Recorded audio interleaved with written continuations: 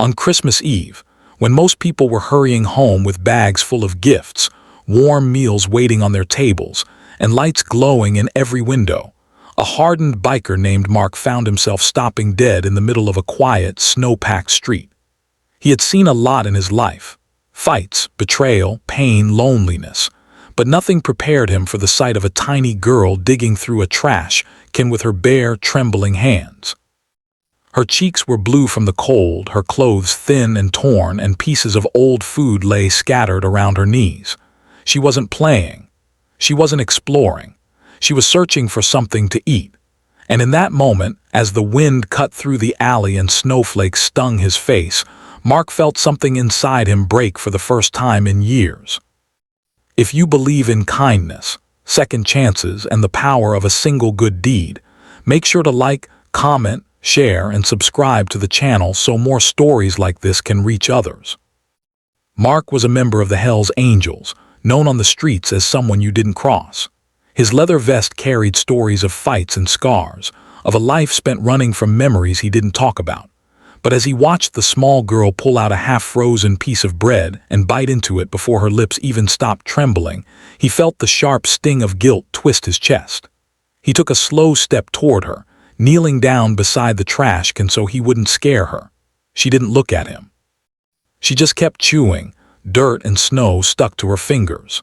He noticed the faded bruises on her arms, the way she flinched every time the wind blew too hard, and the tiny backpack at her feet with nothing inside except a crumpled coloring page. The street around them was quiet. No cars, no people, no warmth except the faint orange glow of distant Christmas lights. Mark asked himself how a child ended up alone like this on a night meant for love and family. He remembered being alone on a Christmas Eve many years ago, pushed out of the house after another fight, wandering the streets with numb fingers and no one looking for him. He had promised himself that night he'd never care about anything again, that caring only led to pain. But this little girl, barely old enough to speak full sentences, had cracked open a memory he thought he'd buried forever. So he scooped up the spilled food from the ground, brushed it aside, and gently placed his gloves on the girl's hands. She stopped chewing and finally looked up at him with wide, frightened eyes. Mark didn't say a word. His voice might make her run. Instead, he stood up slowly and motioned toward the warm diner across the street. The girl hesitated at first, stepping back like she expected to be yelled at. But when a sudden gust of icy wind slapped the side of her face, she took a timid step toward him. Mark removed his leather jacket, wrapped it around her tiny shoulders, and carefully guided her to safety. In the diner, the warmth hit her like sunlight. The waitress froze at the sight of Mark leading in a shivering child, but the look in his eyes told her this wasn't trouble, this was something else. Something painful, something human. Mark sat the girl on a booth seat and ordered the biggest plate of pancakes they served. She devoured the first plate so fast that tears filled the waitress's eyes. Mark didn't look away. He wanted to understand. He wanted to know what had brought her to that trash can. A worker from the back brought out a small hot chocolate with a mountain of whipped cream, and when the girl held the warm mug with both hands, Mark saw the smallest flicker of relief cross her face. As she ate, Mark learned that her name was Lily. Her mother had disappeared 2 days earlier, leaving Lily in a cold apartment with no heat, no food, and no promise she would ever return.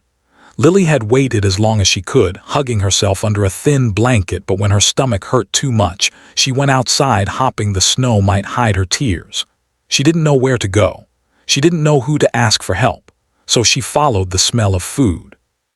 Mark felt a tightness in his throat he hadn't allowed himself to feel since he was a boy. He realized Lily wasn't searching for food alone. She was searching for someone to notice she existed. He asked himself how many people had walked past her before he saw her. How many had looked away? How many had pretended she wasn't there because facing her reality would make them uncomfortable? Mark knew he had a choice: walk away and pretend he never saw her, or break the promise he made to himself long ago and care again. By the time she finished eating, Mark already knew the answer. He took her to a warm shelter that worked with volunteers from around the area. He stayed with her through the paperwork, through the tears, through the questions. Lily wouldn't let go of his hand. Her tiny fingers wrapped around his like she finally found something solid in a world that kept disappearing beneath her feet. Mark promised her she wouldn't be alone that night. He promised she wouldn't return to that cold apartment. And as he watched her fall asleep on a soft cot with a warm blanket pulled up to her chin, he realized that helping her had healed a wound inside him that he had ignored for years. Please take a moment to engage with this video if this story touched your heart. Your support helps keep these meaningful stories alive.